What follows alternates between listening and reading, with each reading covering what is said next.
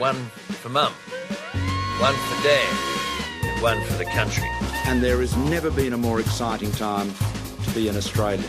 Budgets are about choices, Fran, and you show what you value through the choices you make. Dead, buried, cremated. This is coal. Don't be afraid. Don't be scared. Won't hurt.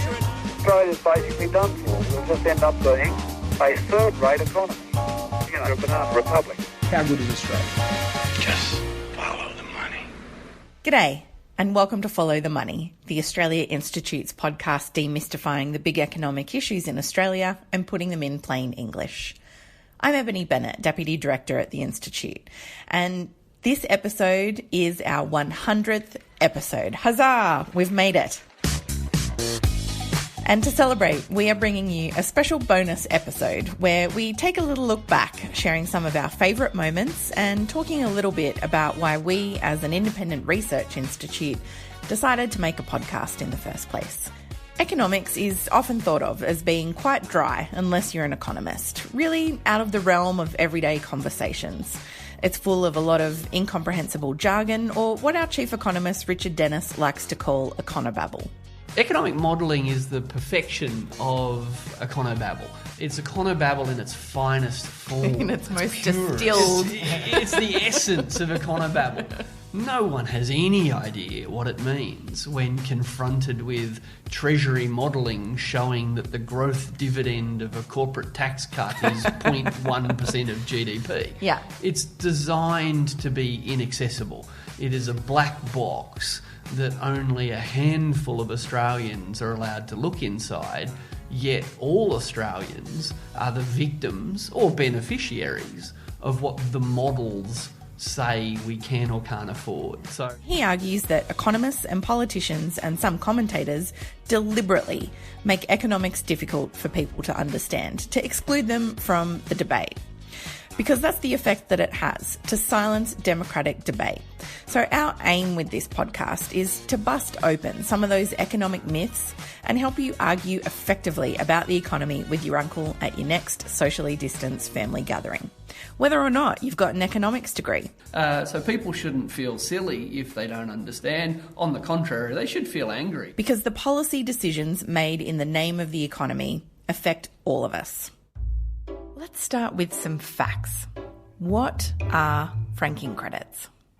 Good question, Ebony, but it's not big enough. What is a company? Okay, we're starting there. We're starting there. So a company is a league. Now we have to talk about dividend imputation.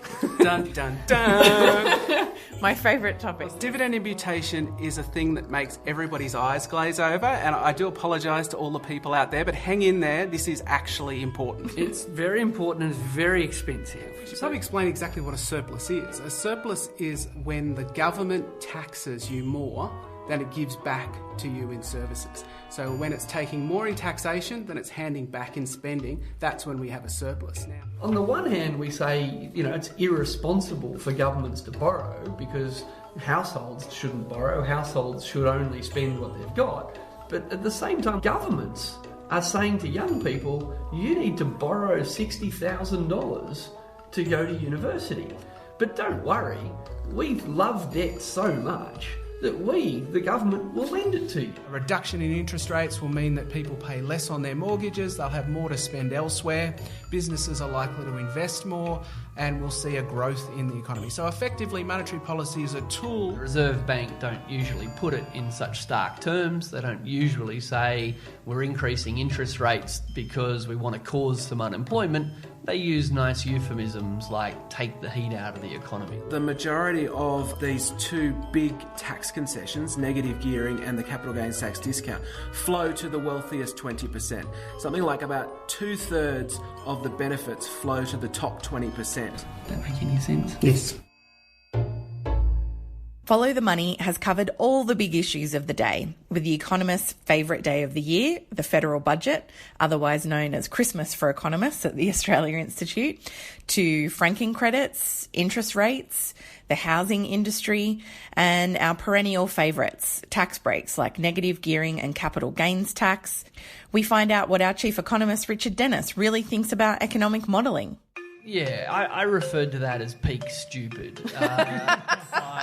let's hope that's the low point, not just of economic modelling in Australian public debate, but politicians' reliance on that economic modelling. In my economics degree, I can't remember doing a subject on modelling. Looks pretty complicated. I've got an economics degree and I don't even know how it's working. So it's a language not even economists speak generally. No, and a language that the few economists that do speak it don't necessarily share with other economists who claim to speak it. No one really cares what's in a model. They care what the press release about the model says. Economic modelling was used to justify a ridiculous jobs claim that's still used in the Queensland media when the company itself or the economist they hired then had to say, oh, it's not true. And the reason that the court cases are so important is because lying to journalists can be funny and lying to a judge is a crime. We explained why tackling climate change is not as expensive as many politicians like to argue, and we've exposed the fact that coal mining and the gas industries don't employ as many people as we're all led to believe. In fact, they're some of the least jobs-intensive industries in Australia. People that say the problem with renewables is they're expensive and they need some government subsidies to kick the industry off are the same people that say, so that's why we should go nuclear, which sure it's expensive, but if only the government would kick things off, everything would turn out to be all right in the long run. The role of nuclear is good. I mean, it's the only source of power that makes coal look cheap.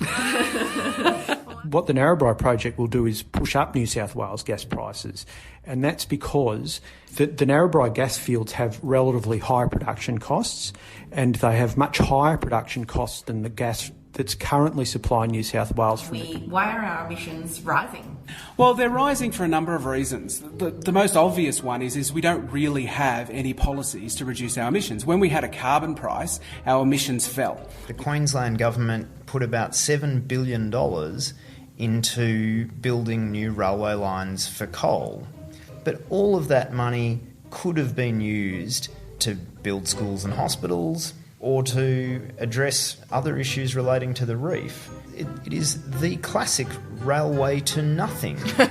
So let me get this right. The people who run the grid think renewables are good. The private companies that generate electricity want to invest in renewables, and the free marketeers in the Liberal Party want to tell them they're all wrong. And suggest we need coal-fired power stations. And, you know, if it takes 7 years to make one rule change, it's going to take us 100 years to invent a grid that works with clean energy. I mean, you can't rush these things, Dan. Exactly. When you're making a lot of money with a dirty old power plant, the future looks like a very scary place. It's the Fred Astaire, Ginger Rogers thing, isn't it? With clean energy and batteries, it turns out they can actually do it all better and in heels and in a fraction of a second. And so you understand why coal and gas need to just cling on as long as possible. Still not great news, is it? But at least greenhouse gas emissions are up. That's true. They're rising. Oh dear, stop it. Gas exports are up. Yeah. We're going to get some more coal exports. All helpfully illustrated by Richard's creative use of analogies. The question is how we match supply to demand. They charge more to go to the movies on a Saturday night than they do on a Tuesday morning.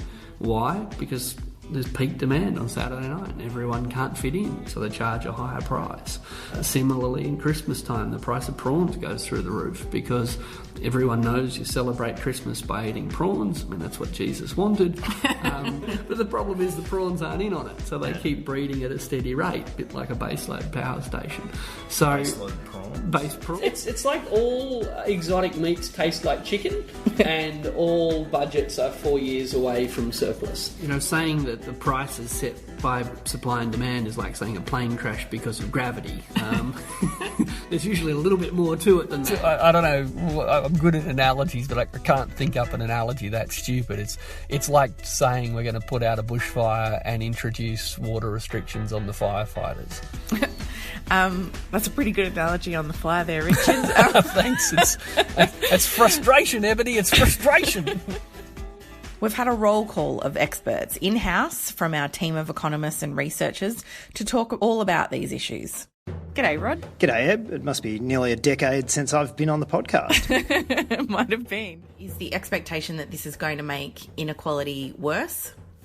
I think it's opening up all these new fault lines of inequality, which cut by whether it is that you can work from home or not, but then you've got gender in there and then also types of jobs because, of course, and there's some real horrendous stories coming out of very large, reputable employers like the consultancy firms, Deloitte sending all of their workers home and saying, basically, work your butts off because we're making redundancies, and if we don't see an acceptable productivity rate, then your head's on the chopping block. And so we're talking about the vast majority of people, 10, 11 million employees who rely on wages and salaries. Oh, Troy, don't forget about those millionaires who don't pay any income taxes and get their franking credits.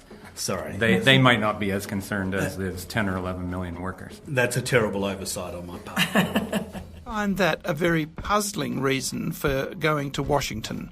For me, that would be rather like going to your best friend's house in order to tell all of the rest of your friends that you like them. The governments have recognised for a long time that the level of extraction by irrigation has been too high, and part of the water reform has been finding ways to limit and reduce that extraction and return more water back to the environment and communities. And in your opinion, how is the Murray-Darling Basin Plan going at the moment? Can I say it's a train wreck? Absolutely, if that's your opinion. Let me tell you, the more I read your research, the more accurate I think that is. You can stimulate the economy from the pandemic, but you can also drive climate action. You invest in clean energy. You invest in manufacturing based on clean energy. You invest in hydrogen energy, but using renewable energy rather than using gas and coal. You invest in transport that is low emissions, like electric vehicles. So many different ways that you can go about doing this to build jobs and economic sectors that last beyond just the near term. Yeah, and corruption doesn't stop at the state borders. And as one of our committee members likes to say, why should we suppose that the air suddenly clears around Queanbeyan? When people cross over into the ACT, suddenly they become squeaky clean. If we look at the top 15 companies in Australia, they would get almost a third of the tax cut, which is incredible. Sorry, 15 companies get a third? Yep. Wow. It's just nonsense and it needs to be called out. And it's great to be back on the podcast at last, clearly not by popular demand, to help in calling that out with you, Ebony Bennett. Thank you very much, Rod. We'll have to leave it there. As well as some high-profile guests, such as Anote Tong, the former president of Kiribati. Of course, there are communities who had to move because the village is no longer there. Over time, you get destruction of food crops. Is that because of saltwater intrusion? Saltwater intrusion into the water, the fresh waterlands, from which we take our potable water. Many people don't believe that climate change is not that as relevant to them as it might be to us. But I think the reality is, what are you seeing in Australia? You're seeing bushfires, you're seeing droughts, you're seeing stronger storms. Okay, the projections are the storms will get more severe, the drought will get worse, and the bushfires will continue until there will come a time when you can no longer ignore it. We've had Nobel Prize laureates. Professor Peter Doherty, thank you very much for joining us today. Well, it's a pleasure. Those of us in the medical science community are all acutely aware of both the economic and beyond that, the social cost of shutting down. And just finally, we've got a couple of people who I'm guessing follow you on Twitter wanting to know, did you get what you needed from Dan Murphy's the other day? I put in what I thought was Google. I put in, when does Dan Murphy's open? And it was in Twitter. So that earned me quite a loss of reputation, which was good, because everyone thinks that anyone with the title professor who's a Nobel Prize winner has to be an absolute stiff. So I hope I diffused that a bit. I'm as silly as anybody else. Professor Stiglitz is a giant of the economics profession. He has won a Nobel Prize. He's been chief economist at the World Bank. He's also a former member and chair of the US President's Council of Economic Advisors. I presume not the current one. He didn't even ask me. For American, this is a really depressing time. What I've just heard is the first argument in favour of the Trump tax cut. I don't call it a tax cut because actually a majority of the middle class, a majority of the people in the second, third, and fourth quintiles will actually have their taxes increased in order to finance a tax cut for the billionaires and the corporations. Former prime ministers and politicians. I've seen a lot of change in my lifetime. I'm seeing a new intensity to this discussion about gender equality. I'm seeing an emerging generation of young women leaders who are, full of energy for the fight. The government's been playing with fire today by backing off what is overwhelmingly supported by a clear majority, 70+% of the community want decisive action by government on climate change. They certainly want to see more renewable. And now you have, I checked yesterday, 102 countries, developing countries, have gone to the International Monetary Fund for emergency support. And it doesn't have the resources to deal with it all. Hard to imagine just how uncertain it was. I mean, we were looking at a situation of either going into recession or going into deep deficit. And we knew that we were staring down the possibility of a Great Depression Mark II. It is our choice what level of minimum wage we have. It's our choice whether or not we properly respect and pay people who do caring roles, whether that's for the youngest children or for older people in our societies. It's our choice as to whether we invest in public infrastructure or make sure that we properly focus on vocational learning and skills in the workplace. The people who got this over the line in the end were sons and daughters and mums and dads and grandparents who had had enough of people in their family or in their friendship group or in their workplace being treated as second-class citizens.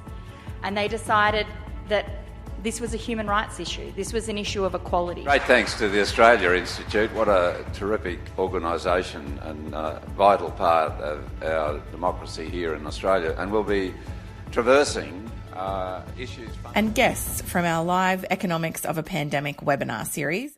The answer was pretty simple, that there was a massive threat to life. There was a massive threat to the hospital's capacity to cope, and that all of that would have had a very significant and profound long-term economic impact as well. But ultimately, we prioritised health. We've just been through an unprecedented journey in terms of being able to address a pandemic for the first time. We have over 143 Aboriginal community-controlled health organisations that have worked remarkably well on the ground and at the local level, that had to build capability and adapt very quickly. There's that fantastic health promotion messaging that has occurred around physical distancing and hand washing. It's been better than what I've seen in mainstream and from other countries. I think that's something that Aboriginal community control are very good at. I counted that we had 13 people immediately involved in that production that are now out of work. And that's not mentioning the theatre itself and box office and bar, etc.